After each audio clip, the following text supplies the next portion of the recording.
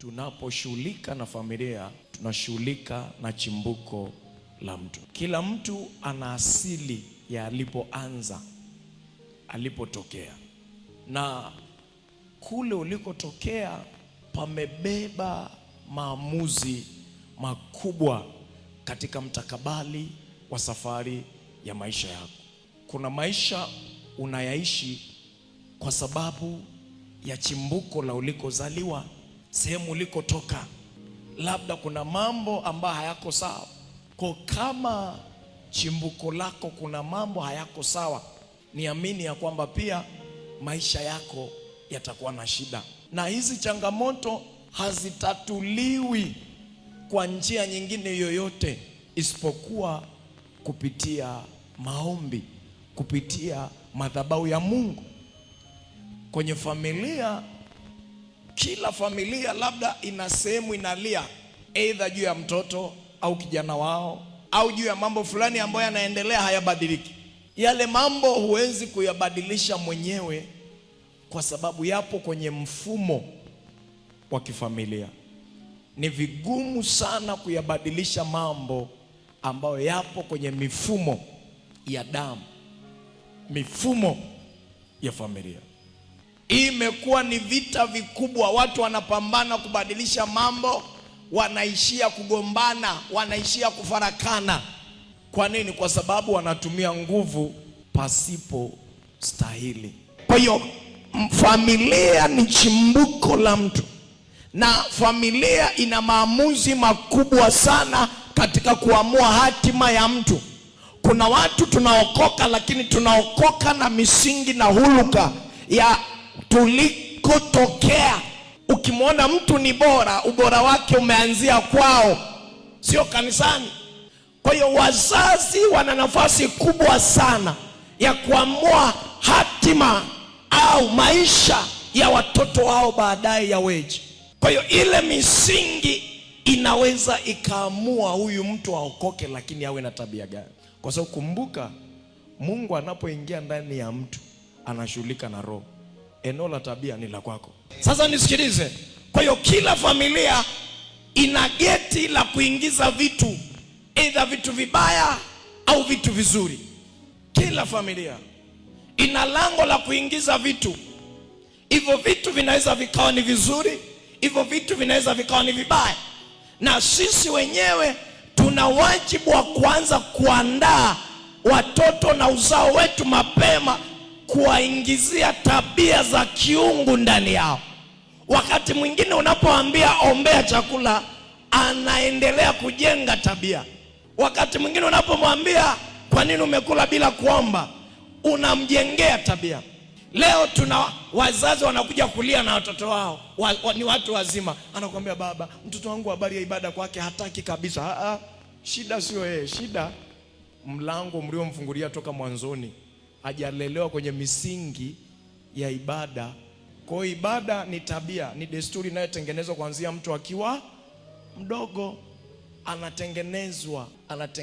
Wakati mwingine anapewa motisha ili tu apende ibada. Huwezi kutafuta kumcha Mungu kwa watoto wakati kwako hakuna. Kila unachokipanda kwa watoto tarajia kuvuna kesho. Ishara kwamba huyu mama Mungu amembariki, amempa neema. Huyu baba Mungu amembariki, amempa neema. Ishara ya kwanza sio kuwa na gari, sio kuwa na nyumba, sio kuwa na viwanja, sio kuwa na vitu vya heshima. Ishara ya kwamba wewe ni mbarikiwa, wewe ni mtu ambaye Mungu amekupa neema, ni furaha ulio nayo juu ya familia yako. Kama una furaha juu ya familia yako, my friend, njoo tumtafute Mungu haraka, kwa sababu bado uko mbali sana. Naongea na watu hapa. Kwa hiyo kuna mageti ya kifamilia ambayo kazi yao ni kuleta mabaya. Na kwa nini inaleta mabaya? Ni kwa sababu ya misingi iliyokuwemo. Haimjui Mungu, haimtambui Mungu. Kwa hiyo leo unashangaa una kizazi au kuna familia ambazo kuna matukio ya ajabu ya ukatili. Hakuna unyenyekevu, hakuna utii, hakuna kicheko, hakuna furaha. Shida sio huyo mwanaume, shida sio huyo mwanamke. Huo ugonjwa ni mpana, rafiki yangu, umeanzia kwao. Zaburi 128 mstari wa kwanza. Wow, heri mtu yule anayefanya nini? Aendaye katika njia yake. Nini maana ya heri? Amebarikiwa. Sema amebarikiwa. Amebarikiwa. Mtu aina gani? Mtu amchaye Bwana. Aendaye katika njia yake. Taabu ya mikono yako hakika utaila. Taabu ya mikono yako, maana yake unapofanya jambo lolote litakuletea faida. Utakuwa heri na kwako kwema. Utakuwa heri na kwako kwema. Ndio.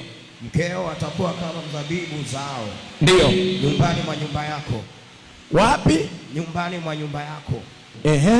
Wanao kama miche ya mizeituni. Wow, sema wanao. Na watoto wa mtu anayemcha Mungu.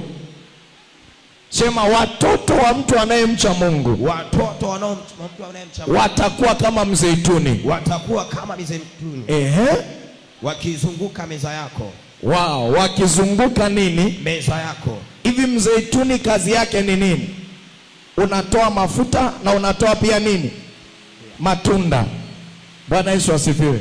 Maana yake anaongea kwamba kama wewe mzazi unamcha Mungu, tarajia pia watoto wako kuleta faida na baraka. Watakuwa kama matunda, watakuwa kama mafuta.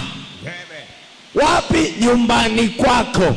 Yaani wakikaa pale wamezunguka meza, unafurahi, unasema wow, Mungu amenipa watoto jamani. Hata kama waambii, lakini moyo wako unafurahia. Amina. Kwa nini? Kwa sababu mama na baba wanamcha Mungu. Bwana Yesu asifiwe. Kwa hiyo hakuna maombi ya kubadilisha familia nje ya ibada. Kama tunataka familia zenye faida, zenye matokeo mazuri, zenye kutufurahisha mioyo, njia ni moja tu, ni kufanya nini? Kumcha Mungu. Kufanya nini? Kumcha Mungu. Endelea tena mbele. Bwana atakubariki toka Sayuni. Alafu anasema huyo mtu Bwana atambariki kutoka Sayuni. Sio kutoka kanisani, kutoka wapi? Sayuni. Sayuni, endelea. Uone uheri Yerusalemu siku zote za maisha yako. Naam. Ndio. Ukaone wana wanao. Ukaone wana wa wanao. Ukaone wana wa wanao. Wana wa wanao. Mstari wa 6. Sema naam. Ukawaone wana wa wanao. Ukawaone wana wa wanao. Neno limeanzia kwamba ni heri kila mtu amchaye Bwana aendaye katika njia yake. Alafu anasema hata mke wake atakuwa kama mzabibu. Hata mke wake atakuwa kama mzabibu. Sema Bwana Yesu. Bwana Yesu. Achilia neema ya baraka. Achilia neema ya baraka kwenye familia yetu. Kwenye familia yetu. Ikiwa kuna laana inayotufuatilia, iliyofunguliwa kwenye malango, sema leo hiyo laana inyamazishwe kwa jina la Yesu. Sema inyamazishwe kwa damu ya Yesu. Katika jina la Yesu.